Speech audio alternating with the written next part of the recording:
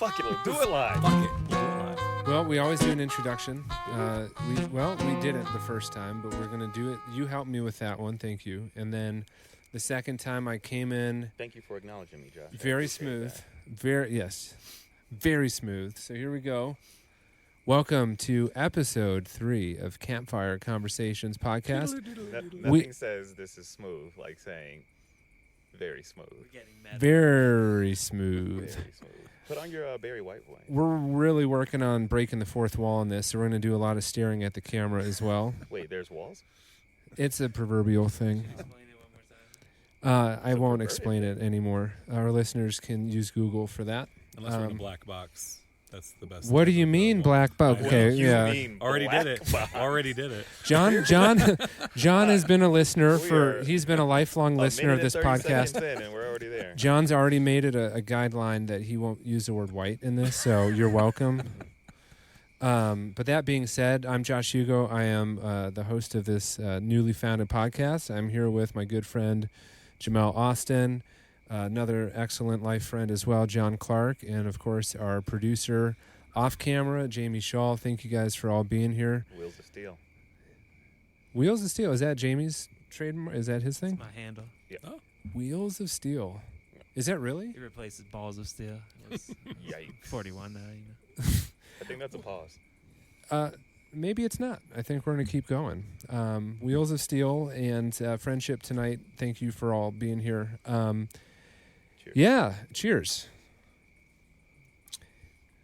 Clink, We clink. can actually do a clink, Jamie, as well. Well, we're making some growth, and we're starting to see a few more listeners. Oh, hey. We're closing in on 100 downloads of the podcast, so that data is inaccurate potentially until our 3rd episode. So maybe we'll drop this one and realize there's been 1,000. Shout out to our listeners in Sri Lanka. Avid listener here too. Avid listener, yep. Fan of the show. Yeah, fan of the show. First time, long time? First time listener. Or Yeah. First time caller, long time listener, first time caller. Yep, and first time on the cast. So thanks for being here. Do you say the cast or the pod? I think it's the pod, right? It's the pod. I just abbreviated the wrong half. To all of you guys that are at home, if you are actually listening to the pod, you might be invited on. Yeah. That is true. There's a good chance. There's like a 1 in 20 chance that if you are a listener, you could be a guest. And if that is something of interest to you, you should let us know. Yeah, this goes out to the tens of people that are watching right now. Hey, we're almost to hit hundreds. Well, I actually wanted to start. This might be more of a therapy session to start for me and John. But as you can see, my friend John, if you're on camera, big Notre Dame fan. I, too, went to Notre Dame. And Jamelle knows that about both of us. I did not go to Notre Dame, believe it or not. No, we did get a little bit of your background in our Northern Colorado podcast and talked about Greeley. But we won't just make this about Notre Dame. But I do got to start with the question, what the fuck happened on Saturday night? And how are you feeling about that? Any of us. You could feel great about it because you are a little bit sadistic, and I know you love giving me some shit. But you could also, just thinking about it as a fan, as kind of probably a more neutral observer. But I want to start with John. We've done some processing the last 5 days. A lot of text messaging. Moved a lot through the cycle of denial, anger, bargaining, depression, and acceptance. So where are you at in that part right now? I first off got to go to the game with my mom, so I got a couple tickets. Got them you for were my there. birthday. Mm-hmm. Went to the game. Hadn't been since we lost to Georgia in a close game as well. I don't know, whenever that was. 2017. You were at the Georgia game? I was, yeah. Wow. And it was a great day. It was beautiful. It was nice to go with my mom. She's a huge Notre Dame fan. My grandma was a big Notre Dame fan. I don't even know if my grandma finished high school, but just like the Catholic identity, kind of grew up poor, and like a lot of folks kind of connected to Notre Dame. I don't know, just on some identity level, right? To kind of see that play out. So my mom's always been a big fan, and so when I got the tickets, my mom just turned 70, so I was a little bit like, it's a good chance to go with mom because in not too long, it's gonna be tougher for her to. Did you guys make it to the game? Sit in the same section that Rudy's family sat in, or we were closer to the field, so Nice. we got better tickets than Rudy's family. Did Charles S. Dutton clap his hands and give you a fist pump? Wow. Who was that? Charles S. Denton, the black guy. Oh yeah. Yep. He did. So anyway, it was a cool weekend, and so throughout the feelings since the loss, I've tried to keep that in mind. Like ultimately, this is just like about the experience of being with my family. But but let's not sugarcoat it for a minute. So I was angry. Yeah. And so part of what we're going to talk about is like why would we be angry about something that is in some ways so arbitrary, right? I think. But don't rationalize it, John. angry. I just want the emotions. What was your visceral reaction? What were the first 5 things you did after that loss? How many times did you say fuck? A lot. But I also said fuck a whole lot when they were just like in the game with kids. A lot of fuck yeahs versus fucks. Yeah. There's a lot of fuck yeahs versus fuck this. And you were saying all these fucks in front of your mother. Oh, totally. Yeah, okay. She's here for it. Totally. So a lot of F-bombs. You were in the stadium, which is different than watching it on TV. So what else did you do that's right the away? thing. I think if I'd been at home, it would have been I don't know, stormed out of the house or something like that for this game.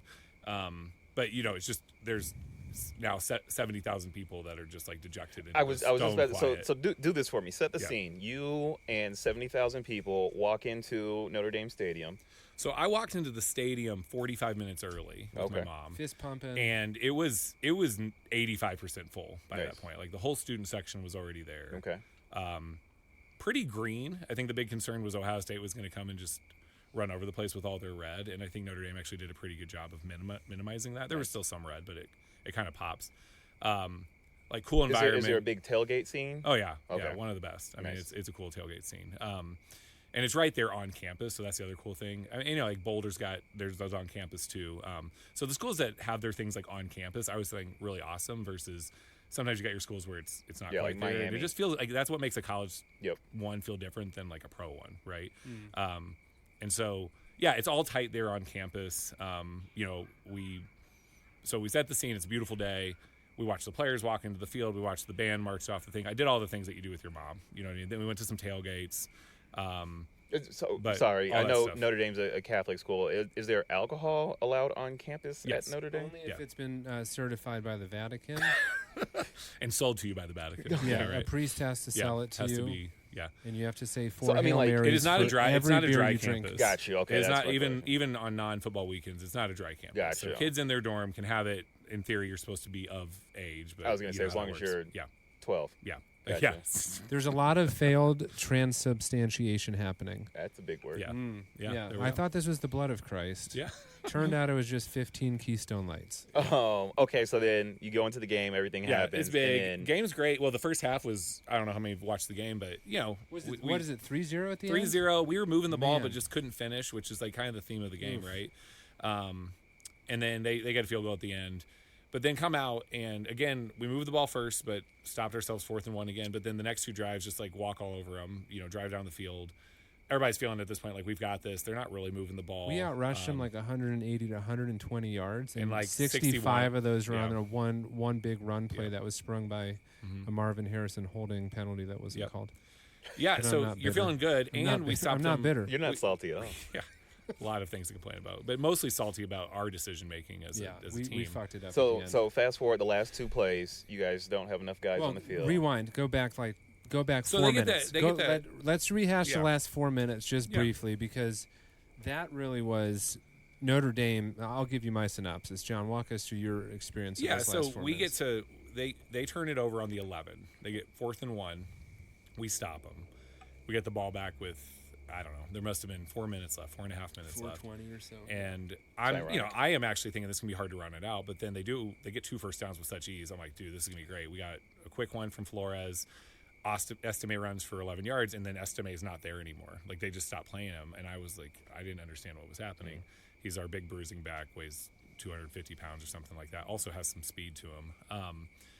But he went incognito. I don't know exactly. And our other backs were doing well. Like I not to say, but at that point, just we should have run them more, I think. But we just had some funky plays. Tried to screen pass that had it been completed, probably would have gone for 30. But the fact Or is, so yeah. so anyway, you're just feeling like, okay, this is good. As soon as we punted, I think a lot of people still felt as though, oh, okay, we'll stop. Pretty them. good. Once we about punted it, I've had too much just Notre Dame PTSD to think 85 yards to go, like 2 minutes I left. was just like, this is going to be hard. But then we had a 4th and 7. They got it. then it was Third and 18. That play, the 3rd and 19. Once they got down to the 1, man, I didn't know. And of course, we I did already not know what's know. gonna I had no idea that and I'm literally 30 yards away. I'm in the 10th row in that end zone. So he was coming directly at me when he scored the touchdown. And so then it was just delayed a little bit longer because they put another second, and that almost made it worse to a certain degree. Still in, and then it's just silent. It's just ejection. I mean, it's just ejection in the whole place. We were near where more of the Ohio State fans were, so they were screaming and yelling. And outside the fact that they're really great at spelling Ohio, they weren't that bad. They were not terrible. It's a big word. It's hard to spell. I know. Those Ohio folks, they're real. My brother-in-law actually is an Ohio State fan. He went to Miami of Ohio. And I just texted him afterwards. I didn't know what else to say. I was like, hey, your fans are really good at spelling Ohio. Like, I was kind of being tongue-in-cheek. But anyway, so. Tough. So real quick, one more question for me. You and 70,000 other people are streaming out of the stadium. What does that look like? Just heads down, walking to your cars. I mean, that's it. I mean, literally, like. Is it dead silent? Or pretty dead silent. Off, people aren't talking much. You hear a few Ohio State fans saying something, but that's just kind of the Notre Dame vibe. It's just like, especially over the last 30 years, just, okay. This is what it feels like. It's not even the type of anger that's rage because doing penance. It's just almost acceptance immediately of this is just what happens, right? Self-flagellation. Right. It kind of is. Yeah. But yeah, just ejection, silence, walk to your car. Yeah. What's traffic like getting out there? Does it take like an hour to get out? It took a bit. Yeah. We parked intentionally on those. I mean, this is too detailed for this podcast, but on the south side of campus, and we just had to go south. What to get song to were you going. playing when you drove out? Did you just have like a meatloaf? What did Mom? I would do anything. I for think love. we just Some kept the Tupac. car in silence. My mom Some Young also. Jeezy. Here's the thing. My mom was also upset, but hers turns into like anger at me and others, and so she's like yelling. I'm driving and she's yelling at other drivers. She's yelling at the way I'm driving, and I'm like, Mom, you need to shut up. Awesome. That's And this is conversations why about we my love mom are for sports. another time, but Yeah. so Yeah, my. And then Hugo. Yes, thank you, John Clark, for sharing that. Hugo, what was your experience the last 3 minutes of the game? Yeah, it was rough. I mean, you go through all of the waves of emotion when you're watching a game end, but then also how to process it afterwards, and that's the biggest thing that is challenging, is to figure out how to make sense of all of it. And then the question is, why does it even matter to make sense of it? But we'll get to that next. I think for me, where I got to is a couple of things. One, on the technical football side of it, Ohio State made plays. Notre Dame didn't. That's the fact. Like, Ohio State did not get dominated in the game. Did they, in some ways, get beaten up? Yes. Did Notre Dame play better in many parts of the game? Yes. Here's the question. But, yeah, they made more plays. Were you outcoached? I would argue that, yes. I think at the way that... Well, I'll say this. If something at the very end similar had happened to Ohio State, because both coaching staffs made some big errors. They also made some big issues on poor decisions on 4th and 1. We stopped them twice on 4th and 1 because they tried to get cute. Right. You remember the failed decisions. You know, they did some things, Right. Yeah. but what happened is at the end they made the last 2 plays and we had 2 men on the field. I think both teams played well. And I think both coaching staffs made a number of errors. Just Notre Dame made the most late. And a number of good decisions. It's just when you play a close game against two pretty evenly matched teams, someone's going to win and someone's going to lose. I don't think that you got, or what's my man's name from Notre Dame? Freeman. Marcus Freeman. Marcus Freeman wasn't out-coached. It just came down to I think they had a good offensive game plan overall. I mean, they averaged 5.3 yards per play. They played 4 running backs. All averaged well. They got all 5 in the game. Did they get all 5? They got I didn't all realize 5. that. I mean, a couple of things when it comes down to it. Yeah, you're going to Best game our offensive line has played. Yeah, they dominated in that sense. The guy who made that tipped pass on the screenplay, number 1 defensive end recruit in the country, right? You have a guy who makes a 3rd and 19 catch. If I'm not mistaken, that was one of their 2 wide receivers, Bwaku. I don't know how to say his name. He's like a top 10 to 15 draft pick. You have Marvin Harrison Jr. making great plays, and you have a top, 5 quarterback throwing the ball. Yep. Like, at the end of the day, they ended up making a couple of clutch plays. Notre Dame dropped 2 interceptions and made a coaching but also player execution error, right? If you're a 5th-year senior captain as a linebacker, and you're not counting how many men you have in the You got to field. know who's out there. You got to know who's out there, and if you did notice that, you should hopefully by the age of 22, playing football for 12 years, know that what you probably could have done is go hit an offensive player on the helmet, get a whistle, and then get a guy on the field. Yeah. Right. Those are things in hindsight. And my second takeaway, and then we can talk more about why this matters to anyone, but is the players on the field on average are much closer to the age my own son is than I am. These are kids, man. Yeah, These are kids. 18 to 20-year-old kids. Sam Hartman's an exception. I was going to say 18 to 18, 26. 24. 26 But most of the probably. players Duke has a on player that in field- his 7th year who's playing this Yeah. week. Yeah, Isn't then, that crazy? Bo that's Nix is rare. like 53 playing Right. That's true. college But football. living a good still. life right now. So let me. Yeah. So one more. that's Sorry, the other sorry. piece. Go Is like, ahead, who Jeff. even cares? Like, why do I care so much? No, before you get there, a question I did want to ask go. was: turns out that more people tuned in to see you getting their ass kicked than watching the Notre Dame Ohio State game. Somebody said that, but then I looked at the ratings and it was close. Yeah. Like it said 10.5 average for Notre Dame and 10.4 for that game. So I'm confused. Wait, which game? What two Oregon games? versus Colorado. Yeah, I read that.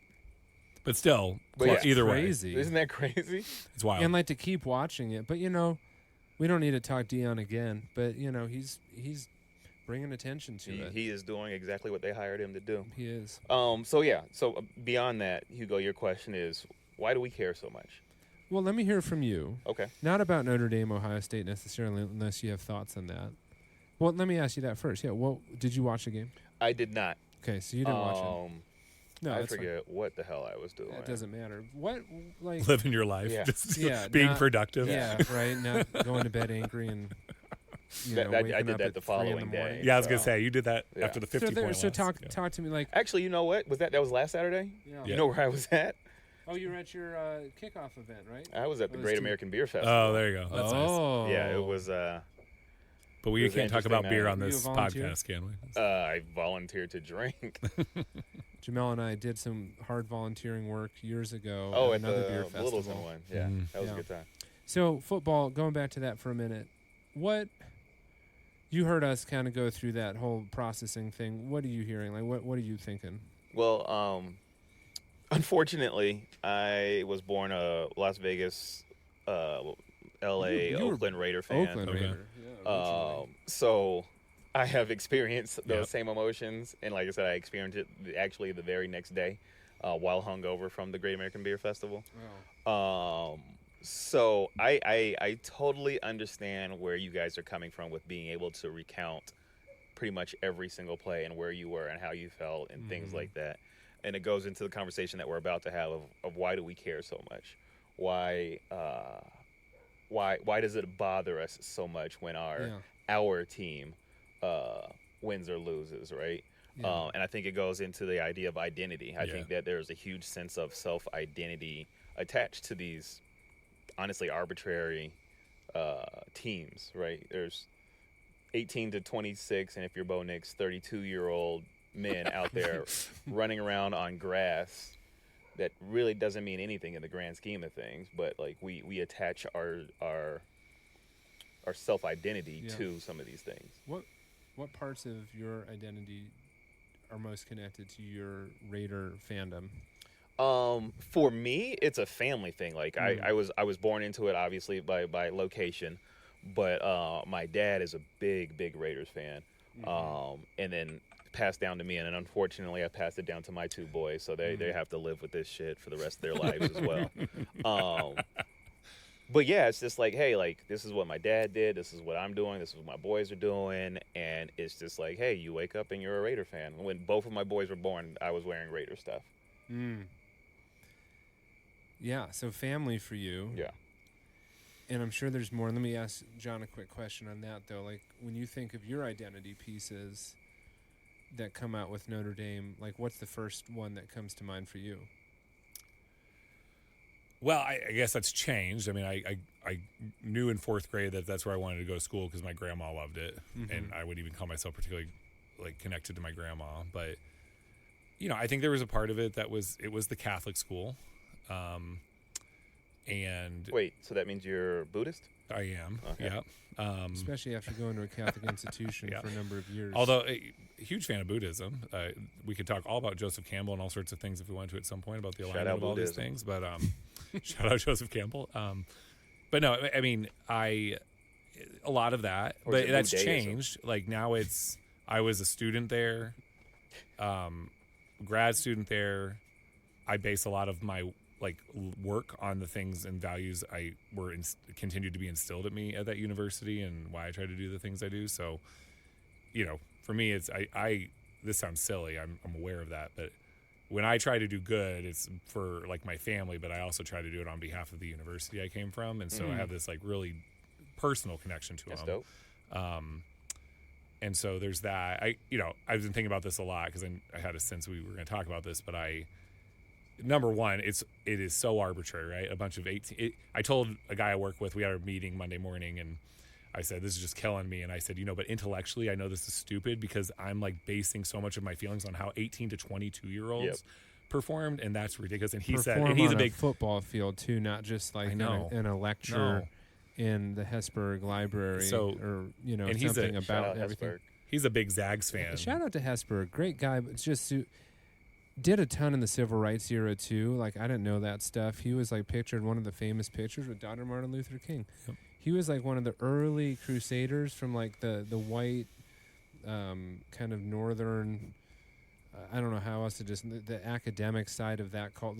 Nothing says white academic northerner Notre Dame. Yeah, Notre Dame for sure. And they've gotten a lot more diverse than social since when I was justice. there. I'll say that. A huge social justice component to it. I think just to start with that I am aware of how arbitrary it is, and I will say a couple of things. One, Jamelle's point about identity is 1,000% right. That's what all of this is for everyone, right? And this goes back to a question you guys asked the other week, and when you're telling about what would bring people together, and you said Kool-Aid, and Josh said water parks, and Sean said whatever the fuck Sean love, whatever he said. But I was thinking to myself, what would I say? And it's just it's civic institutions, it's civic responsibility, and what I mean by that is not yet. What used to really draw people together, and you can say all you want about past eras and how racist it was and how divided folks were, and that's true. And I do think at some level people continue to have a more connection to each other, whereas now we're all very isolated because people came together around things. And the thing that people mostly come around with together now on is sports. And so I'm for my team, not because it's just about the players on the field, it's because of the group of people who I know are associated with this, and there's a connection between them. So that's one. I do want to say, I think the second thing is when you really break a lot of things down, most things are arbitrary. Yeah. Honestly, if you ever just get to think about the fact that humans exist is wild, but then the things we've set up just to kind of function, it's really wild. You think about 9 people who wear black cloaks who sit up and make and talk about laws and kind of interpret those laws however they feel like. Wait, what's not arbitrary about that? And that's more consequential than sports. Cloaks. Exactly. Why not just cloaks? Just cloaks, right? We need to remove both black. I got to get rid of both white. black and white. We're just going to speak in the gray. Right. You know, when people but order, you know what I'm saying? That is when people order black coffee. I just call it coffee. Just coffee. But then they have to ask you, what do you want? Do you want cream or sugar? I just want coffee. I just want coffee. Yeah. Do you say if you do want milk in it, do you put the color of milk, or do you just say milk? I would like white milk, please. Right? See, no one says See, that. nobody says that. Why? That's true. White supremacy. White. It always comes back to white that. supremacy. No, John, I think what you're saying about the identity thing is a big thing. I think also something that's big for me with the Raiders and several other teams that I support are the history piece that you were talking about, right? So the Raiders were one of the first teams to have a Hispanic quarterback, a Native American quarterback, a black head coach, right? One of the first teams to have a female in management. Is that all under Al Davis's leadership? Yeah, and that's another one. That's another so reason wild. why I'm a big Raider fan, is because Al Davis was, is he woke? Was he kind of like a woke weirdo? I'm almost anti-woke now, I'll tell you the truth. There's too many woke white people out there nowadays. Wait, he was like was he OG woke? He was OG woke. But he went to HBCUs. Or just making good decisions. Yeah, right. But I mean, he was going down to HBCUs and be like, hey, let's get some of these players, right? So that's another reason why. What do you mean these players? What do you mean by that? Sorry. You know what? That one's on me. But yeah, going to HBCUs and hiring folks who were qualified for the job, but also being like, hey, you know what? This is a black head coach, and I'm going to hire him, right? So that's another reason why I think I identify with the Raiders. But to that point is that there's a sense of identity that I think I attach to it, not only because of locale, but because of family, but also what the organization means. To John's point of like, hey, like when I go out into the world, I feel like I'm representing my school as well, and I have such a strong attachment to this school. When people go out and they be like, hey, you know what? John went to Notre Dame, and he's a good guy, so there's probably a connection between good people at Notre Dame and my guy John. Yeah, that's cool. Hugo, It fucking sucks. I don't know. It still fucking sucks to see your team lose. And I said this to Josh. I actually thought I'd been getting a lot better because in other losses in the last decade, the last time I felt this bad was we lost with 30 seconds to go to Michigan, who I absolutely hate Michigan, but in terms of football, great institution. But I hate Jamie, where did you I'm not a spend big your fan of the undergraduate? state in general. you have Michigan? I didn't know that. And my grandma, you reflect very well on the institution, and therefore I don't care. I don't think Jamie even reflects the institution. He's like, fuck Michigan. I don't care either. When you were so proud of Notre Dame, I was like, wow, we really are different. Like, What's a better city, South Bend or Ann Arbor? Ann Arbor. yeah, and my grandma went to Michigan, so it's different than your grandma, but like similar. Yeah. And I was like, okay, we're doing this. Ann Arbor is like really dope. Isn't cool Ann Arbor town. like close to Detroit? 30, 40 minutes? Oh, nice. I mean, Ann Arbor's a good town by comparison to any town. I mean, It's like a top 10 college town. Yeah, 100%. But not compared to like maybe like some of the I wouldn't say it's SEC Boulder, though. schools. I wouldn't say Ann Arbor is Boulder. No, I think Boulder has to be one of the top, like, Boulder's cities Boulder's got overall. the I don't think geography. it doesn't get rated because it's in the middle of nowhere, so to speak, but And I don't think Boulder's Palo Alto. Wow. no, Palo Alto, but I haven't spent much time there. It's not California. Don't go to East Palo Alto, though. It's a whole Very different It's a place. whole nother place. But is Palo Alto more connected to kind of San Francisco, or has it got its own thing going on? Or is that more about Palo Alto's just Well, like Palo Stanford's Alto is campus? not that close to San Francisco. Okay, yeah. I mean, it's close, but it's not Yeah. like, it's the Bay, but it's not like, Yeah. you know what I mean? Yeah. I think there are some, we're definitely getting off topic now, but there are some great college cities. When I think of college cities, I think of your Boulders, your Tallahassees, your...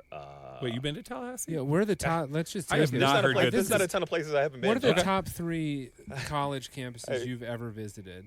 I tell people all the time, oh, I went to Clark, Atlanta. I didn't graduate from there, but I definitely was on campus a lot. I'm not going to say obviously because that might be racist, but I'm a big fan of HBCUs. Yeah. The Atlanta University Center is awesome. Howard University is Where's Howard? DC. DC. By far one of the best places. Do you do DC like is a the cool town. homecoming tour? Absolutely. Is that how you end up shout out to my niece LJ. We are going to Howard University homecoming October 22nd or October 20th to the 22nd. I told her I love her. I'm only going to see her all of 5 minutes because I'm here for homecoming, right? And I didn't even go to the fucking school. When that's this month? That is- October? Yes, is Shit, next okay. upcoming up month. That's cool. So Howard, Atlanta, Houston has some great Really? HBCUs down there. But are those the top University 3? of Miami. I've heard Coral that's Gables. a gorgeous campus. Gorgeous, I've heard it's a gorgeous beautiful campus. campus. Yeah. Lot of places. You know what's a really good school to visit? Huh. Columbia, believe it or not, Yeah. in Harlem. I believe that. Yeah. Oh, yeah, Yeah. New York City. Yep. Yeah. Okay. Lot of good schools to go to. I would say Tallahassee because I went to Florida State and Florida A&M's homecoming at the time. Great time. Nice. Great time was had there. There was some real pleasure in those eyes. Yes. You're like, "Ooh, baby, whatever I and did then- there was good." And then John's gonna hate this, but I would say top 3 and not 3, University of Georgia, Athens. I have nothing against Georgia. except for Just when you guys losing to lost them, but them, their yeah. fan base is great, Yeah. man. Like Yeah. they're good folks. I There's tell a lot of people good this- hospitality we can in get the back on South. subject, but I tell people this all the time. I am from Colorado. I was born in California. I Yeah. lived in Colorado majority of my life. But the most white people I've ever seen in my entire life was at a UGA game. Oh, for sure. Yeah, like I was 100%. like, holy shit! Like I So felt a and little dressed uncomfortable. very when this was in nicely. Atlanta. Dressed very nicely.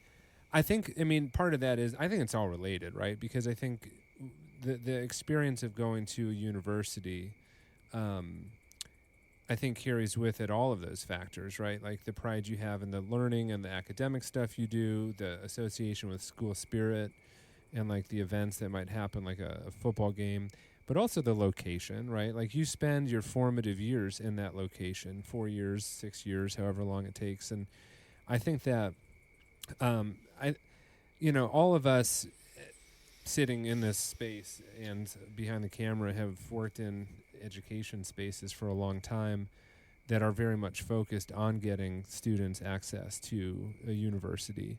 And I mean, we don't need to go down that path in this conversation, but I think there is just so much importance into having that shared sense of community, that shared sense of space, that shared sense of values at that stage in life, because I think a lot of people end up wandering in kind of the proverbial aimless desert of sorts at that stage in life if you aren't grounded to something. And so I think that football is a proxy for me. Like it represents my connection to that formative stage in life. I was in the marching band for a few years, put a lot of time and effort into like celebrating. Played the piccolo, right? It was a flute. The French horn. A flute that was twisted and had a mouthpiece, and it was actually called a trumpet. No. But it looks like a twisted So it wasn't up flute. actually a woodwind. It was not. Does anyone know what it was called? What is the Brass. class? Brass, yeah. It's brass instrument. So Did you just try to play my music knowledge just there? I did. Yeah. Well, fuck you Do too we want to very go down that path? I don't think between me and Jamie, we could do some serious music Get trivia. that B flat. Let's get that B I am flat. full of useless knowledge. I would bow out fast. It would be. So for me, that's it. The location, the energy, the importance in that time of life, your identity associated with your work, your purpose. A lot of that can come from college, and I think that's why it's important for me to help kids see it as a potential for them. It's something I was thinking about, that what you were saying as far as identity. I think, and to John's point too, is that it's very uniquely American. Yes. Right? Very. Even the university system, like Totally. people overseas, hey, I went to school, I got my degree at Oxford or, University of Shanghai or what have you. But it's not until you get to the United States where it's just like, I went to fucking Notre Dame and there's nothing you can tell me about it. You know what I mean? And you know what makes that unique? Honestly, it's the amateur sports side of it, man. Yep. Or, I mean, not really amateur anymore, but it's that's so tied to it. None of those, that's not a thing in other countries with tying your sports so closely. Yep. The idea then of also paying attention to the sports that your college played is just like novel. It's wild. Yeah. Well, let's do a sidebar related to college. One of the things that we all love to do in college was Drink. That is the correct okay. answer. I was, There's a few answers to that question. That's why I hesitated on that answer. I know. I was thinking You should have saw how big my eyes I were. know. Studying What's at the Josh gonna library say? was your answer Yeah, as well. studying in the library was I exactly felt the same way, what man. I was gonna say. Those textbooks. I was definitely hitting the books. Yes. Me too. You're talking about actually studying. Sure. No. I was big on anatomy. Yes. It's a double entendre. I like it. right I there. get it. I like double entendres. But John's answer. I mean, that is not unique to the American university system. Having spent some time in the Ireland system, a lot of drinking happened there. But Really? it did. Drinking Yeah, in Ireland. I know. And tonight we are not drinking an Irish whiskey, but we would like to do our little bit around the whiskey. Let's talk about it. Let's talk about it. So, Who we got tonight? we are drinking Woody Creek Distillers. Woody Creek is in Marble, Colorado. I've actually never visited their distillery. Marvel? Where or is Marble? Marble? Marble. Colorado? I did not know there was Ooh, a Marble. Marble. Colorado. Where is that? Marble is in between. I'm sorry, time out. Marble. or Marble, like the Marble. rock. Yeah. Okay, got it. It's in between Glenwood Springs Like and Dwayne? Aspen. Dwayne, the Rock, Marble. No, I got you, man. That's a Miami guy. Yeah. Coral Gables spent some time down there playing football. You know, I'm actually really close with The Rock. I actually just call him Granite. Dad joke. Dad Did joke. anybody watch his WWE Hey, actually, performance? I'm fairly sure Granite is also next to the town of Marble, but someone can fact check that for me. Marble is by Aspen. Yeah, it's right next Okay. to Metamorphic. I And- can keep going Yeah, with, you with can. rock jokes I'm all impressed fucking with your night. rock knowledge, man. You rock. Yeah. So That's how I this get my is rocks Woody off. Creek Distillery.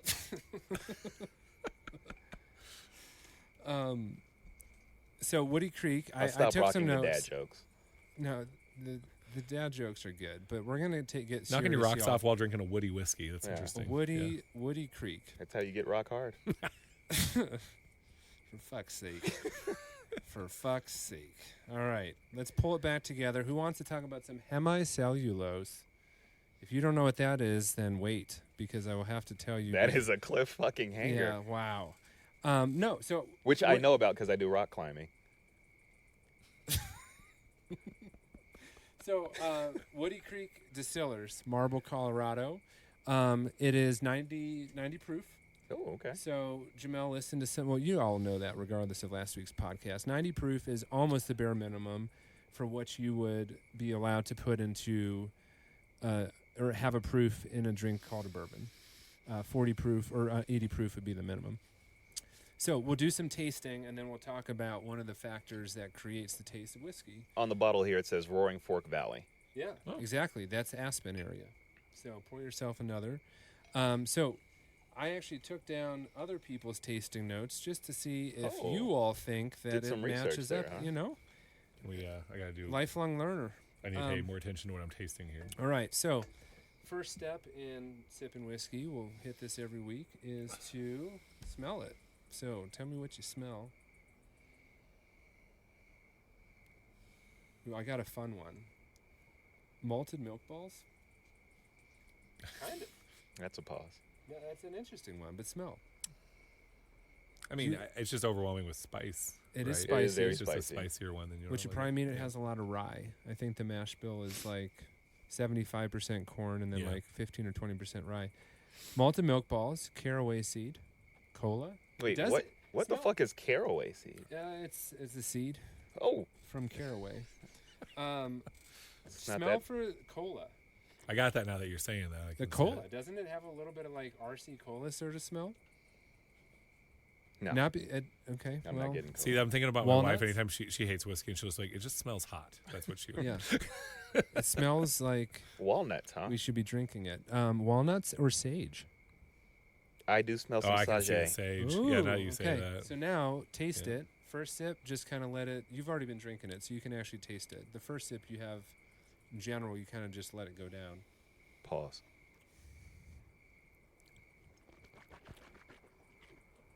Little ASMR whiskey swishing on that there. Let's really elevate the audio around minute 30. Do I? Yeah, some ASMR whiskey swishing. Mm. What is going on over here? Hey, there are people who will pay big bucks for some ASMR sound effects that aren't just sexual. Wait. I was going to ask a question, but you threw me off with that last little tidbit. All right, there. let's What go back to- ASMR? Tell me what that is. It's some term that I think gets at like high quality audio sounds that are like highly mic'd up and like almost overly realistic in terms of its sound. Like people will put weird things near a microphone that's mic'd up really heavily and like create these interesting sound effects and Like- often like body sounds. Autonomous sensory meridian response. Meridian. It's like I get it Meridian. whispered in your ear. Yes. But like Just like how you just announced that when you got onto the mic. ASMR I got the worst whiskey mic of the tasting. bunch. Welcome to the podcast. We're James. tasting some sage. Sage. So that's going to be a weird section, but we're going to keep it. But taste it. Do those scents come out? Malted milk balls, cola, walnut, sage. The sage, yes. I'm not tasting the A cola. little black pepper. A little ginger. Why not just pepper? Because there's white pepper too. Brussels sprouts, grass. Do you say white pepper when you say pepper? It's also the name of a band too. White They pepper? distinguish themselves from being black There is pepper. a white pepper though, isn't There there? is a white pepper. There's band. definitely Yeah, a there's a white white pepper. pepper. Yeah. There are green peppers. There are red peppers. So specificity Wow. matters. Racism is an all-time high. Well, What do you mean red peppers? what they're commanders. Commander peppers. Commander. Oh yeah, we're definitely This is getting good. canceled. We are definitely. Just tag getting- Dan Snyder. He's going to hook us up. we are Hashtag at Dan Snyder. we are We getting got your canceled. back. Red peppers. What do you mean we? I have Well, nothing to do with I Daniel want no Snyder. part of This that is shit. part of the collective. You guys signed this contract. Well, you didn't. No, I'm pretty sure you're on your own on that one. Fuck Okay. that shit. So let's talk about a cool whiskey fact. So we did a little tasting. Yep. So last week we named that one of the factors to be a bourbon requires it to be in a fresh white oak barrel. White oak barrel. It is a white oak but it does become black. So let's follow. This is where we're going with it. Okay. So what is the requirement in that barrel? It has to be what kind of barrel? Fired. Charred. Yeah, charred. It has to be a charred barrel. And so there are char levels in a whiskey barrel, and I've known very minimal about this, so I'm also using my notes. There are levels to blackness? Yes. And it's based on levels 1 through like 8, 10, 12, but most of them are 1 through 4. And it's how long it's There's like, colorism in barrels? there is. Welcome to fucking America. Yeah. And the fourth one, there's a fun term. I don't think it has racial overtones. No, of course Oh, it it doesn't. definitely Please tell me what it is called. So 4 levels of char are most common. I don't know what char level Woody Creeks is. We can ask them on the comments, and maybe they'll actually respond. But 1 through 4. 4 is a pretty popular one, and that char is called the alligator char because it creates a shiny sheen inside the barrel that looks like alligator skin. Right. And it also kind of creates a little bit of like, I don't know if the word is like waviness or whatnot, or like a little bit of fluctuation in the side of the barrel, so the whiskey can actually go in and out. And it's the char that creates the flavor because of chemical reactions. So here's where the word. You guys are hanging on this cliff for a while. I'm so sorry. Hemicellulose. And hemicellulose is what is created as one of the chemicals, is when the wood breaks down into its sugars. And it creates a caramelization process inside the barrel. Caramel or caramel? Caramelization inside the barrel. And that's where you get your brown sugar flavors, your caramel or caramel flavors, your toffee flavors. So let's taste this again and see if we pick up on any of those like sugary or caramely notes. I'm not getting caramel. It's not a lot of caramel in I'm this not one. You're either. right. I do taste a little caramel. So hemicellulose creates the caramel. Lignin is what creates a vanillin, and vanillin gives it spice and its vanilla flavor. And that also comes, so the more char, the more lignin. So the more charred barrels will have more vanilla flavor going on in it. Tannins, which we also know is in what other common drink? Wine. Wine, exactly. It's in wood naturally. They try to dry out most of it when they barrel whiskey barrels because it does have like a high, like I think it's a viscousy, oily type substance. But they dry it out and then they char it. Study in vocabulary right now. Yeah, I know. And more char removes more tannin. The more it dries out, the less tannin. Really? Yeah. And then the last one is oak lactones. That doesn't sound good. It doesn't sound good. They actually said that. I don't know enough about lactones to make it feel like it's a bad. Wait, this is the level 1 or what's? This is any level of the process of charring barrels, but that's where you get the woody and coconut flavors that sometimes exist in certain like leathery sort of. We talked about leather a few weeks ago. That's like from the lactones. The higher the char, the less lactones. So, nice. they all. That's interesting to me. I would have honestly thought that most of the flavors came from the mash bill, which we talked about last week, but a lot of the flavoring comes from how a barrel is charred. Which is, we talked, I think, about this, like White Lightning, right? White Lightning is a whiskey, but it's not. White dog. It's right? not. Yeah, it's not brown in color because it never has been aged in It just barrels. goes straight through. Yeah. Correct. So the color comes from the barrel Just so too. it can touch the barrel, right? Yeah, it has to touch the barrel, and it wouldn't be considered a straight bourbon because a straight bourbon has to be 2 years. What about a queer bourbon? What would be an odd? Yeah, What would be, I don't know. We can ask our LGBTQ friends about which bourbon is your bourbon of choice, but I don't know. I didn't about mean a queer bourbon. like that. I just meant a different bourbon. Oh, Why did you have to okay. jump to that conclusion, Hugo? Yeah, so I've been reading Hardy Boys and my kids for years, and it's so Really? funny to read these like 1940s books, and I just have to edit a lot of stuff. And they're like, Mrs. Hardy stood in the kitchen, and she just so happily made all Apple of the pie food or for the something, yeah. boys, and she made the boys an apple pie, and they didn't even say goodbye, but she smiled lovingly. And she knew better to speak back to Yeah. her husband. Yeah. I mean, they don't have the PG-13 Hardy Boys, but I am sure the author wanted to do some sort of weird sort of domestic fantasy version of that book. Mr. Hardy came home tired and hungry, and Mrs. Hardy was ready for him. Yeah, it's just Yeah, so this- many weird this- things. But the this word took a turn. queer. I've never read a Hardy Boys book, and now I won't. I mean, officially. no. I will say a lot of good memories from the Hardy Okay. Boys. Oh man, I Yeah. read 30 of them the last 4 years with the kids. So many good memories. I agree. But the word Believe it or not, Hardy Boys is not high on the book list in my house. Oh, mine nor mine. Yeah. You're fine. Yeah. I'm with you. Yeah. yeah, I don't feel good about you ganging up on the Hardy Boys like I that. just, but I'll feel save- like that yeah. maybe John has more char in his life. I do so much. I have less char than Josh. to be fair. alligator char. So, anyways, Woody Creek Nice. char, barrels, bourbon. Cheers. You're here. All right. Yeah. All right, here we go, fellas. All right. Here we go. Sweet potato or pumpkin pie? Which one do you choose?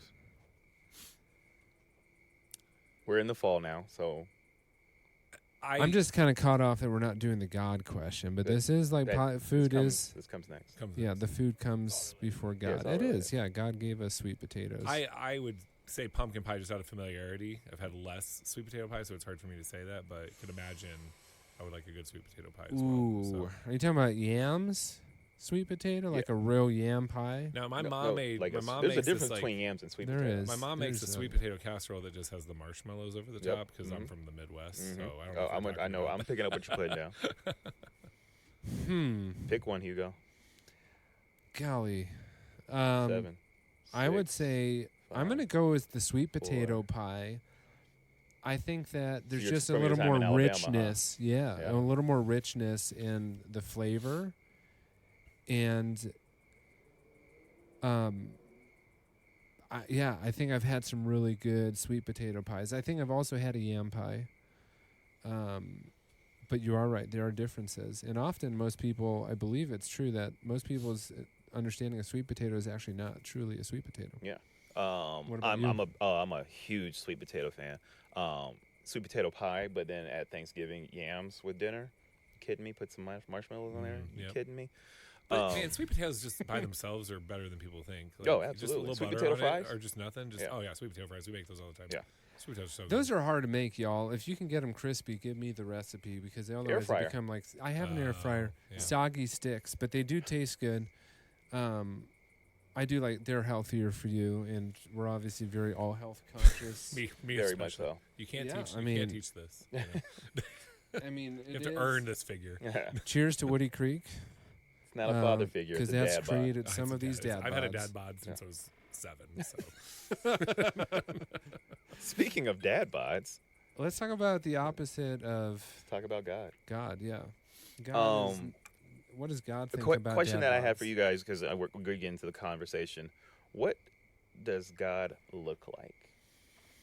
When you sit there, close your Shit, eyes, and you man. think of I God. hate to answer this because it's going to feel very culturally. oh, I mean, I will. He's a big. He looks like the guy from Quaker Oats for me. What, so right, so I saw, I think it was either a tweet or an IG meme that said, "I love that people have this blonde hair, blue eyed version of Jesus, and it all happened in the Mid East, right, the Middle Right. East, Oh, right, right. So He looked Palestinian, really. right, and honestly, I think that God is a woman, and I think that she is black.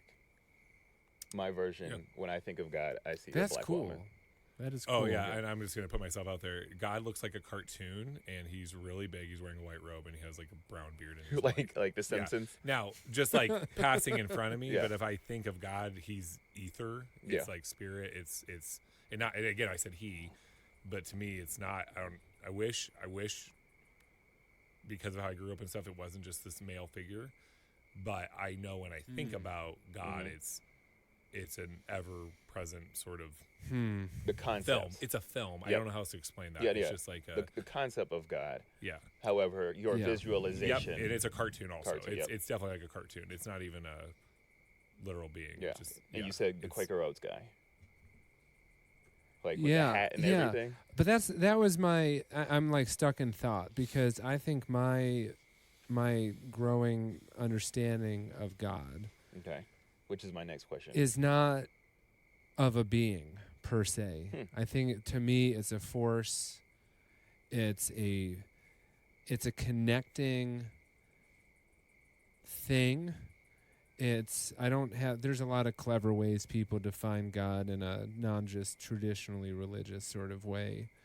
I think that it's a universal, like, to me, God, this would be a little contrived, but I actually think it matches with my most precise way to define it. I think for me, God is love. And when you think about love and the connecting power of that, and maybe agape love, not just like eros or brotherly love, but like agape, like the connection of all life, to me, that is the closest understanding. It's a term we've applied to this connecting force that transcends the immediacy of what we tend to worry about. I think that's my... Real quick, Jamie Shaw, God. All right, Define God and what do they look like? So I'm gonna come back to, I'll like land on that at the end. You know the Big Bang? Yep. Mm-hmm. You know, like what was before the Big Bang was like infinite mass compacted into like basically no space, you know, and then so like And then boom. if you think of God as like that, like infinite potential, and then like God like did that to experience itself. So when you like see a bird and you're like, oh, that's so beautiful, you're like God experiencing God. You're like witnessing. Yep. That's not what I believe. And then to be like, so for me, God is more likely some like life form that's not comprehensible. So the like, idea that it like we're in the image of God doesn't totally resonate with me. But like if we are in the image of God, like it's a black woman in my like heart. Like I know like for me to saying that is a little different than you saying it, but that's like how it feels with my wife, and like feel like her like kind of path. Real quick, I want you to talk about it because I think we're on the same page there. Yeah, so like her like her.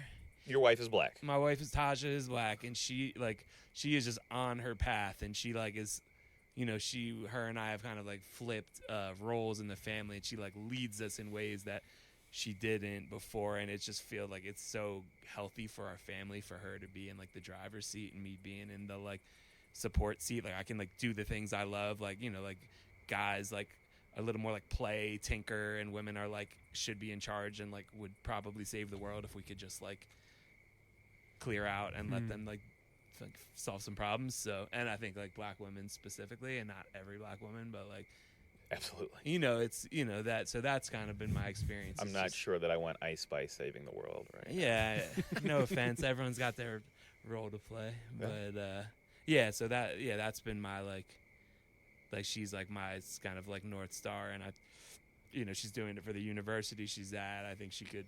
Yeah. You know, there's just a bunch of black women that I've been around that I'm just like, oh my God, like, yeah. Yeah, I agree. That's cool. My turn. Go for it. Yeah. I mean, I'll take Jamie's. I'll go with that one. Bang. Just all of it. I like this idea of God experience others, but to me, where I would flip that a little bit is that actually is very Trinitarian to me, and very Catholic idea of the Trinity is that God doesn't just exist for self, but God exists for others, right? To be loved by others, to be part of others. And so, like, I have, you know, this idea of the Trinity has no, like, people are really confused by that. How can God be three beings? And to me, that makes a lot of sense because if, you know, go back to Josh's point, if God is love, then you have to have others to love. And so the concept of that makes sense. But so I think the God of like my God is, I believe everyone's God to a certain extent. So it is not lost on me that God can both place himself in an institution or a thing that is where my faith centers itself, and that same God can also be, you know, the God of like Buddha, right? And that concept, or even like many deities, like several deities, so Hindi, you know. And so I don't know why people get caught up in that, because I think that's rich and awesome, and if we're able to like connect, God is smarter than us, and can present themselves in those ways. I think that's great. So now, with that said, I also have a weird thought that because we are human, you often like then in order to understand that and do that well, you have to center yourself in some belief system, right? And mine is Catholicism, and I am the first one to tell you of all of its flaws and its many flaws and its terribleness and the history of it. And I could also, in a rich conversation, point you to the beauty of it and the things it's done. And because Catholicism is a human institution, not solely a God institution, you have to take those flaws with the good things. And so to me, it's important. In the same way that when you work for a place, right? One thing I think is missing is people aren't willing to just commit to a place to work because they see one wrong thing with it, and the new generation says get away from that. And mine's like, well, everything's flawed. Yep. And so you're just going to be running for a long time away from things. So pick the thing that you can commit to and be there. Unless it's terribly, terribly flawed and awful, then get away from it. Yeah. I think the dope. Yes, thanks, John. The dopeness of guys that it can be whatever anybody wants that idea to be. Yeah. But it's all not encompassing, but it is all unifying, right? Because regardless if you are Catholic, Buddhist, Christian, Southern Methodist, whatever the hell you are, it is this concept that everybody can unite behind and be like, hey, well, my God says this or my God says that, but they all have some relation to God. And I want to ask a question on that, because I think the general idea here is, among us, it seems like at least some idea of a deity or some idea of a God figure, right? So I would be interested to hear, so then the odd out of that is like, where does atheism tie into that for you? Mm-hmm. Is that just like, I just cast that to the side, that can't be real? Or I'd be curious to hear how other I think atheism is I'm not an atheist, so I can't speak to that. I think I've been somewhat a-religious. Are you a atheist? Theist? Oh, what? Did you? You, didn't, you had to fit your B flat joke into this, so there you go. I was rocking with it. I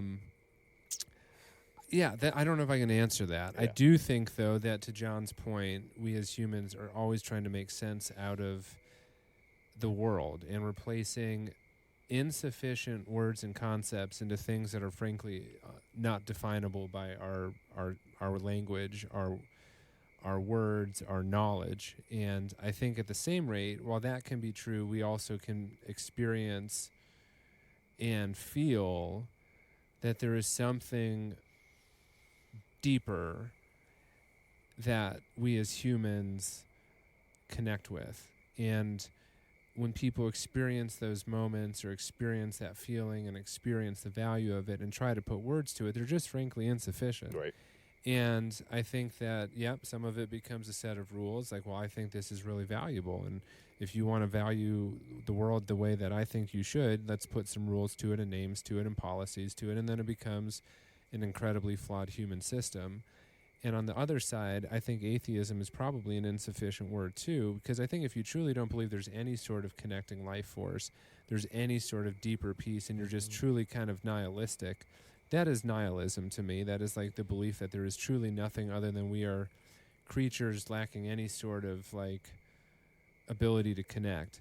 And that to me, I think, is also just not seeing what is possible. I think there is that reality of connection and love, or whatever you want to call it. So I think for atheism, like, where does atheism fit in this? This may sound like overly like harsh, but I don't know if when we say atheism, people are thinking of it in the same way.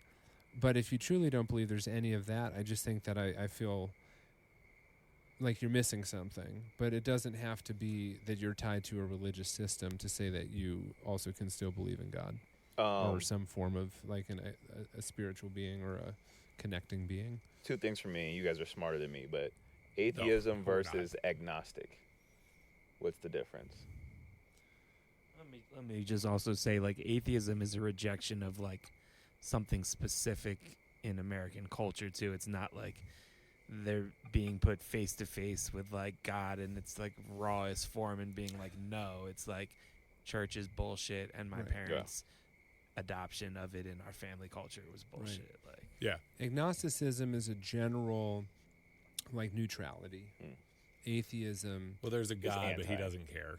Gotcha. I'm sorry. Again, I said that again. There's a God and they don't care. Gotcha. Yeah. Right?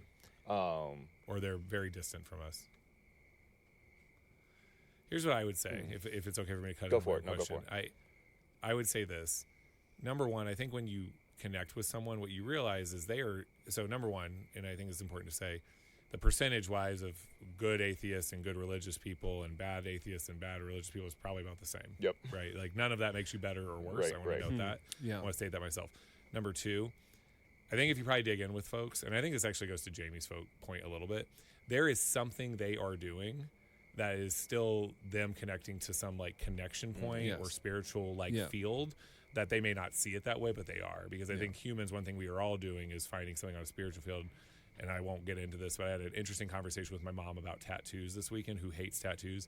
And I made the point of her, but what's cool about tattoos for many folks is the symbolism of it and the connection they're trying to draw in a world that's often hard to find like connection to. And so I think my point is, when I think about that, I think, but there's more to that person, and I want to like know what makes them tick in terms of how they think about connection and how they think about like the because they do, like they believe in that. They might not see it through a deity like I do, but I don't know. And I just think that's like kind of the Pascal's thing. wager. Where do you guys fall on that? Yeah, remind me of Pascal's wager. Pascal's wager. Oh, is this the idea that like what's the loss of like believing in Yep. God or not believing in God? Yep. Mm. So on Right. one hand, if you Yeah. believe in God and there is no God, then you haven't really lost anything. But if you don't believe in God and there is a God, and then you get to the pearly gates and God's like, well, you didn't believe in me, so your ass is going to hell. Yeah, I think God's less vindictive than me. Right. And I'm not a very vindictive person. And therefore, I think if God knows in my heart that I've thought about that way and that's how I was led to believe because it was hard, they are going to know, one, that you only thought that so you could get here, or two, they're going to know like you thought that way out of fear to not just like feel the way you were. So I believe in the Teresa of Avila like quote, which is, I believe there's a hell, I believe it's empty. You know what I mean? That's what I think. I disagree with that. There's plenty of people that are in hell right now. I think that I think there's a purgatory, and I think people can be in there for a long time. I not agree to disagree, but I still disagree because I think there are some people who have done some things on this side that definitely don't even deserve purgatory. True. I think that We will discuss hell in a future episode. Yeah, I think that religion. Wow, that's I think a deep that one. there's honestly a difference between, and people say this, I'm more spiritual than I am religious, and I think the religion is what turns people off, right? Like I said, the incredibly flawed human systems. But I think going back to atheists, that there is some unifying force, some kind of connected idea out there that even if you are anti whatever the hell, you still think that there's something out there that people need to go against, right? Yeah. We'll give you the last word, Hugo. Well, I don't know if I have it. I mean, I appreciate both of you sharing like pretty raw like thoughts on this stuff. I think I won't answer the Pascal's wager question because for me, I feel like I'm sitting in the fifth option. And I don't know what that necessarily is, but I think at this stage in my life, I think I'm just, this is where I can close. I think I can close in this because I do think it makes sense to me. Shout out to both my mom and dad who wanted explicitly this shout out, Michael and Adrian Hugo.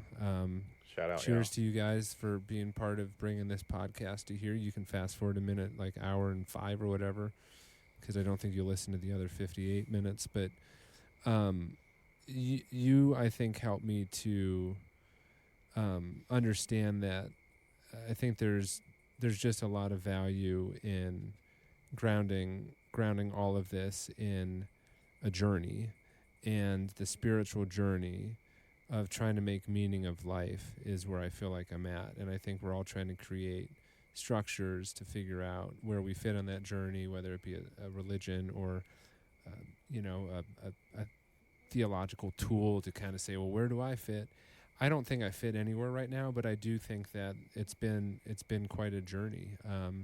And I think for me, that would be my question to you to both close is like, and my own answer to it first is like, what have you learned? I do think that this is part of the journey, right? Is sharing, talking, reflecting on trying to make meaning out of life. And I think that's a spiritual journey as much as it is a career journey or a pragmatic friendship journey or, the journey, I think, is a big part of it for me. So that's kind of my reflection. And I would love to ask both of you, what did you kind of, I know it's cheesy, like what did you learn? But what did you learn in our third episode tonight? Either one of you guys can take that one. I'll do it so Jamelle can take it home.